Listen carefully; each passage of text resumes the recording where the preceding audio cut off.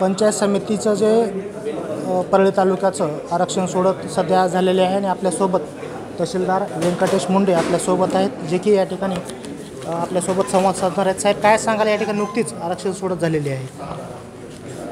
परळी पंचायत समिती गणासाठी आज आरक्षण सोडत माननीय जिल्हाधिकारी बीड व माननीय राज्य निवडणूक आयोग यांच्या निर्देशानुसार व आदेशानुसार पूर्ण झालेली आहे.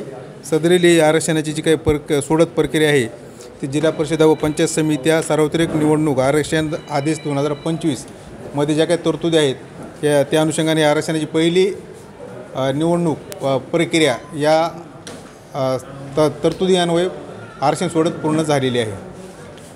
एकूण 12 पंचायत समितीचे या ठिकाणी गण आहेत, तर गणवाईज कशा पद्धतीनं आरक्षण असणार आहे? या ठिकाणी अनुसूचित जातीसाठी लोकसंख्येच्या प्रमाणामध्ये 2 पंचायत समिती गण आरक्षित झालेले आहेत. त्याचबरोबर नागरिकांच्या मागास प्रवर्गाकरिता 27% या तरतुदीच्या नुसार 3 पंचायत समितीचे गण आरक्षित झालेले आहेत आणि उर्वरित जे 7 आहेत ते सर्वसाधारण प्रवर्गासाठी आरक्षित झालेले आहेत. बरं, यामध्ये जर कुणाचं काही ऑब्जेक्शन असेल तर त्यासाठी काय डेट आपण ठरवलेली आहे? दिनांक 14 ते 21 ऑक्टोबर या कालावधीमध्ये जर कोणाला काही आक्षेप किंवा दावे जर सादर करायचे असेल तर त्या अनुषंगाने ते सादर करू माननीय जिल्हाधिकारी यांच्याकडे सादर करू शकतात.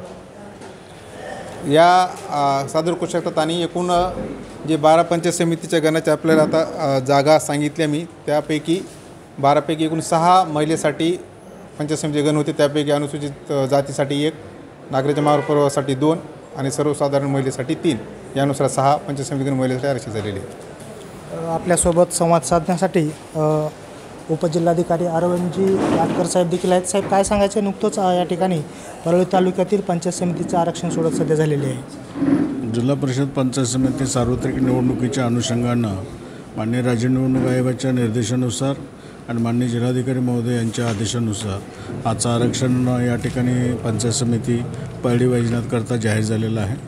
एकूण 12 पंचायत समिती गणाकरता हे आजचं आरक्षण जाहीर करण्यात आलेलं आहे.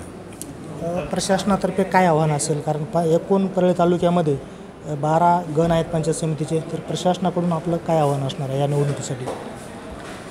निवडणुकीकरता आता निवडणुकीमधला हा दुसरा टप्पा आहे आरक्षणाचा. याच्यानंतर मतदार यादीचा कार्यक्रम जाहीर होईल आणि थोड्याच वेळात मग माननीय राज्य निवडणूक आयोग निवडणूक प्रक्रियेचा जो आपली प्रक्रिया आहे ती जाहीर करू शकते. बघा, या ठिकाणी प्रशासनाकडून पंचायत समिती आणि जिल्हा परिषद यांच्या आरक्षणाची सोडत सध्या झालेली आहे. बघा, आपण पाहू शकता हा जो बोर्ड आहे पूर्ण पद्धतीने या ठिकाणी त्यांनी 12 पंचायत समितीचे गण आहेत त्या पद्धतीनं या ठिकाणी दिलेलं आहे. तर त्यामध्ये ज्या जागा आहेत आपण सध्या लाईव्ह करून देखील दाखवलेलं आहे.